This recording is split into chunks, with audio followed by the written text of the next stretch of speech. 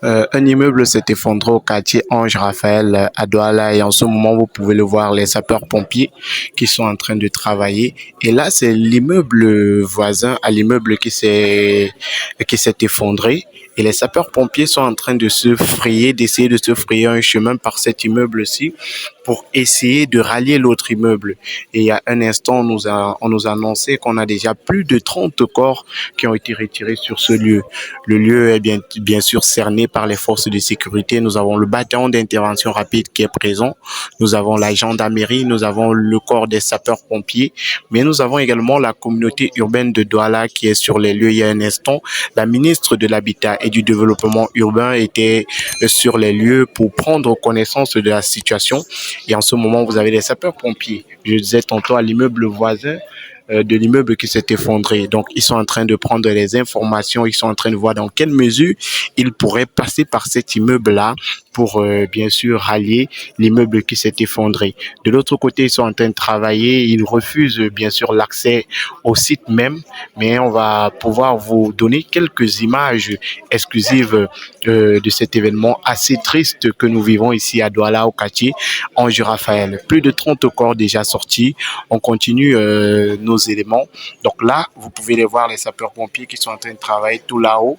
Ils sont en train d'essayer de se frayer un chemin pour voir dans quelle mesure accéder de cet immeuble-là au site même où l'immeuble s'est effondré. C'est juste derrière l'immeuble que je vous montre à l'instant. Donc, les sapeurs-pompiers sont en mouvement, ils sont en train de travailler en étroite collaboration avec le bataillon d'intervention rapide et qui s'assure que la sécurité sur le site est prise en compte. Vous pouvez les voir, ce sont eux qui ont quadrillé les lieux. Mais vous avez également la garde présidentielle qui est présente sur les lieux. Donc, on continue notre reportage sur le lieu de ce drame qui a eu lieu ici à Douala, au quartier Ange Raphaël.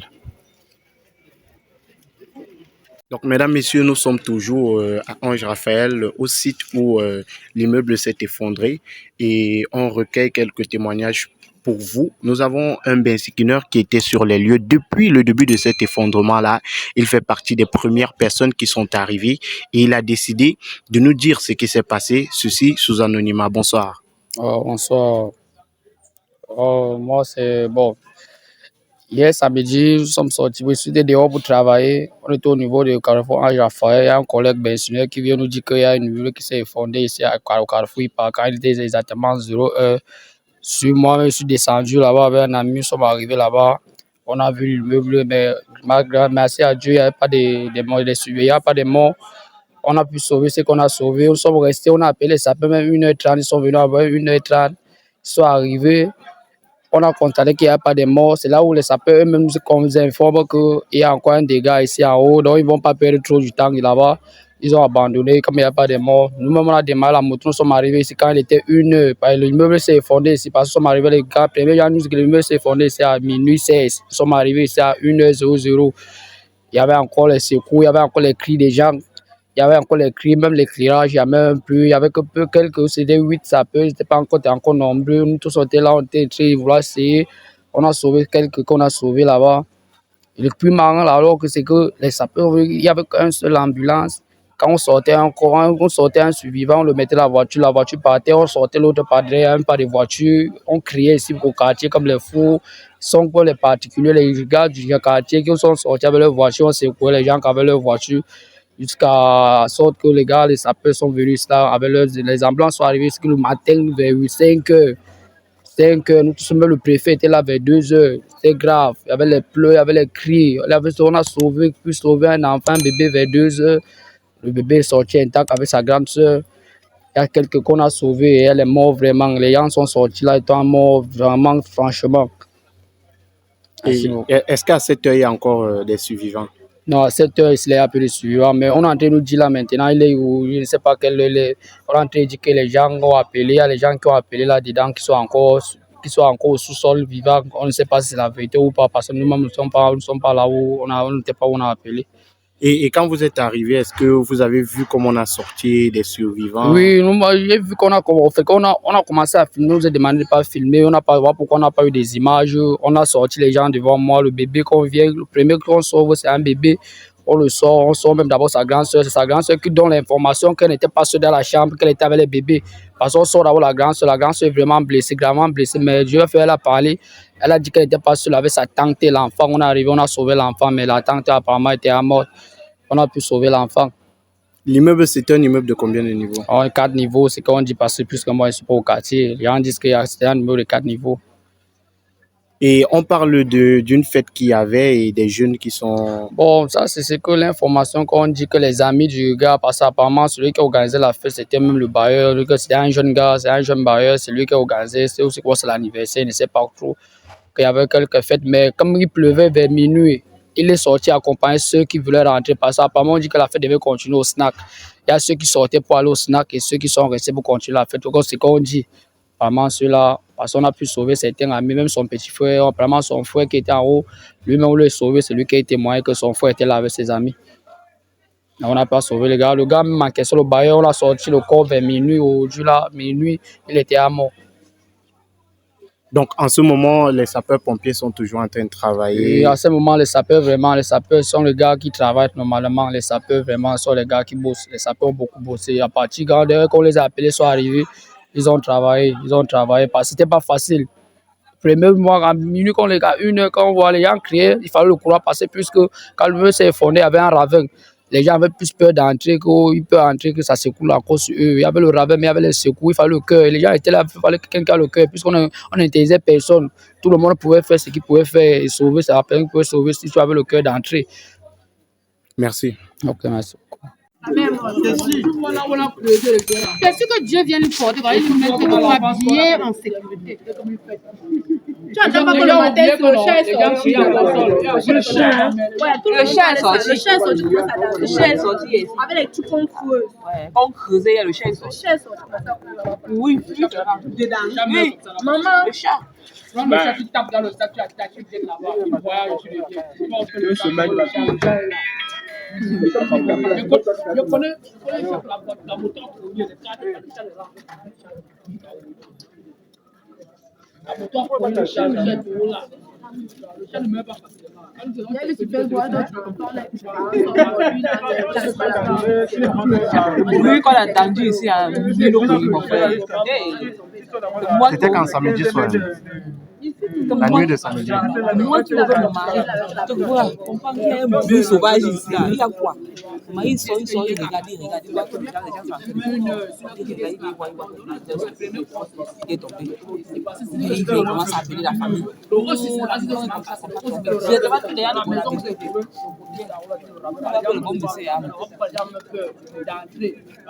C'est sûr qu'il y a encore des gens là. C'est pour ça que tu as vu comment ils sont passés, parce qu'on les a appelés. Les gens sont escalés. Depuis hier, il y a des gens qui parlent là-bas. On demande que les gens étaient plutôt en bas pour entrer. Il fallait entrer plutôt en bas pour sauver les gens. Le cœur, alors.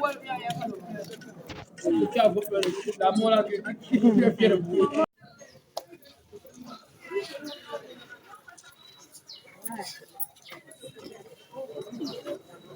On parvient quand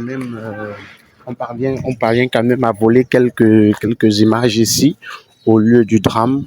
Comme vous pouvez le voir, la gendarmerie avec les militaires, ils sont en train d'éloigner les gens autant que possible parce qu'ils auraient entendu des voix, les sapeurs-pompiers auraient entendu des voix de l'autre côté et ils sont en train de se battre pour sortir ces personnes-là. Donc, ils sont en train d'éloigner les personnes le maximum possible parce qu'avec tous les bruits autour, ils ne parviennent pas à bien entendre ces personnes-là qui seraient en train de parler à l'intérieur.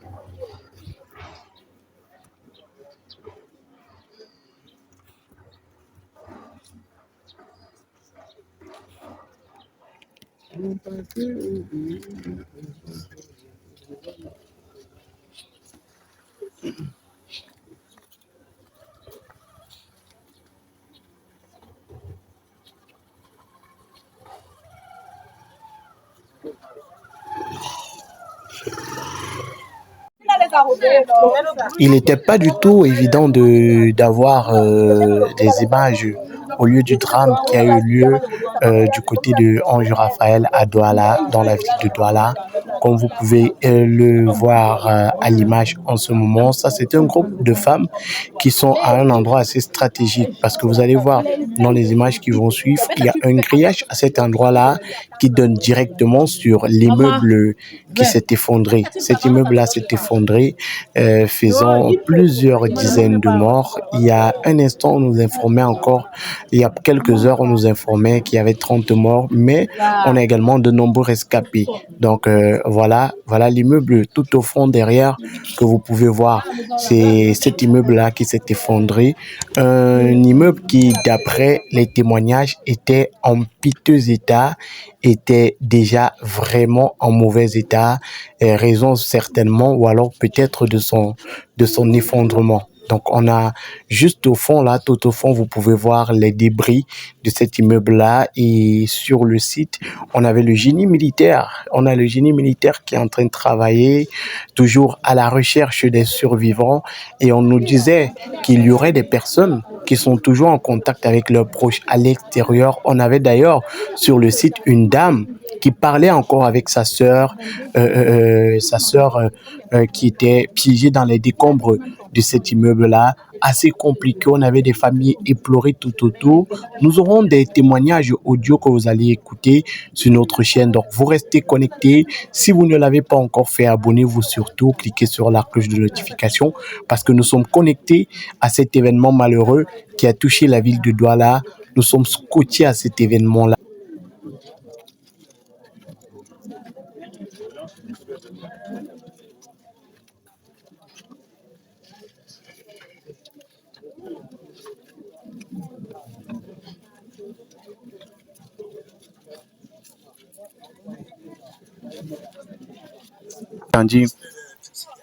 Il est carrément interdit de filmer, il est interdit de prendre des images en ce lieu, c'est pour ça que je vous fais un audio, mais je vais essayer de vous voler quelques images. Les images que vous allez voir, ce sont des sapeurs-pompiers qui sont à l'immeuble que je vous montrais il y a un instant, comme un immeuble qu'ils ont déjà percé pour pouvoir prendre quelques informations. Donc à cet immeuble-là, vous allez voir en ce moment, et il se pourrait qu'il y ait des gens qui sont encore en vie et les sapeurs-pompiers ont entendu des voix.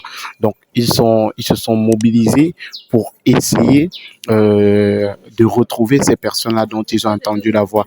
Vous pouvez le voir ici, il y a un silence de mort. On a demandé à toutes les populations présentes de se taire pour qu'en fait ces populations-là, on leur a demandé de se taire pour qu'on puisse écouter les voix des personnes qui parlent à l'intérieur. Donc je vous montre maintenant les images.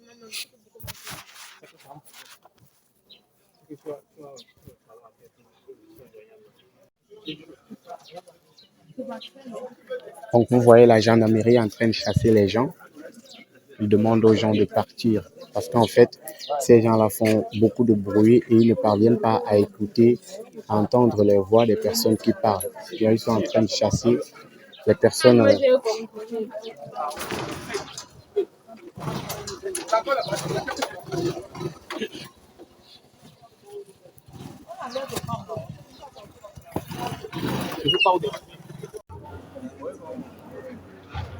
Donc là, par exemple, il y a une rescapée qui est juste en face de moi. Donc la jeune dame avec le bébé entre les mains, elle était dans l'immeuble et elle a pu être sauvée. Donc la jeune dame en face de moi avec le bébé entre les mains était dans l'immeuble et elle a pu être sauvée.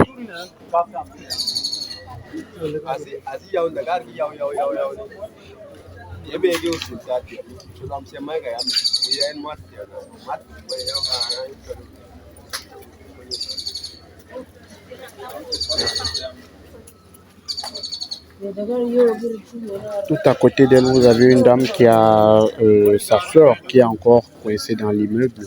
Vous avez cette famille-là, les gens qui sont assis autour là, et ils ont leur soeur qui est encore coincée dans cet immeuble.